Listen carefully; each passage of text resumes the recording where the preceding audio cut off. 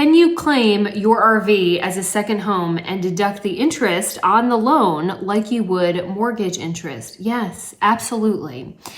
This really focuses on something called Publication 936, and that says that a second home, it will qualify, and this is not just RVs, condos, townhouses, boats, all kinds of things can qualify as a second home if it has a kitchen, if it has somewhere to sleep, and if it has somewhere to go pee pee poo poo. It has toilet facilities. So my van builders, one of the reasons I could not do this on my van conversion was because I did not have a toilet. I argued that I did. I had the glitter shitter.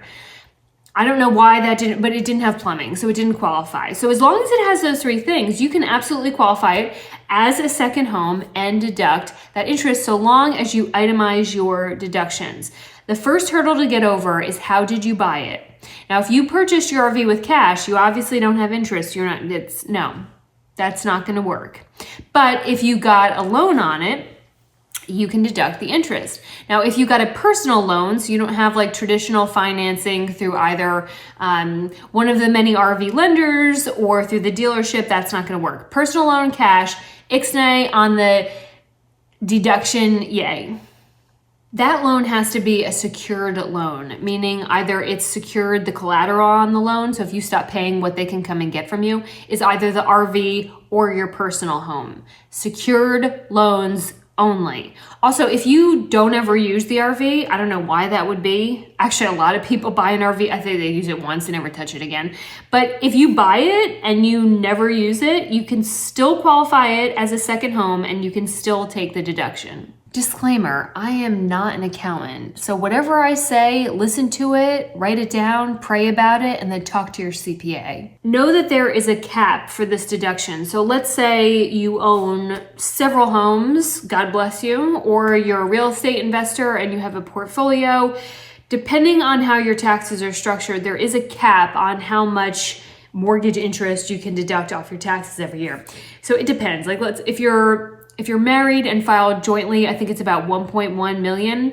But what you want to do is make sure that you haven't maxed out that deduction. So the total value of all your real estate or everything that you're classifying as a home is going to hit a top. So make sure that you check so that you don't go buying this RV and then you don't qualify for the benefit. There's also a cap on how many secondary residents you can have. So you can have a primary residence and you can have a second home. And that second home, like I said, it can be a boat, it can be a condo that you bought at the beach through Casey Roman, but you can only have those two to qualify those interest deductions every year. That's it. So if you've already got one, I think you can change it out every year. So let's say you've got a second home that's your boat, and then next year you claim the RV as a second home, but that's it. You only get two. Can't keep going. Can't keep buying fleets and fleets of RVs and boats and all that and just keep taking deductions because the IRS, that's why. The final caveat here is, are you renting it? So with all second homes, they are very particular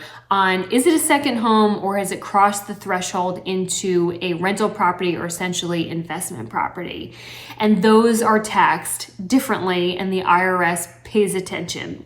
So you have to stay in it for 14 days a year to qualify as a second home. So you are allowed to rent out your RV and take some deductions, but they want to know that you've been in it for at least 14 days a year. Otherwise, they're going to look at it as an investment property.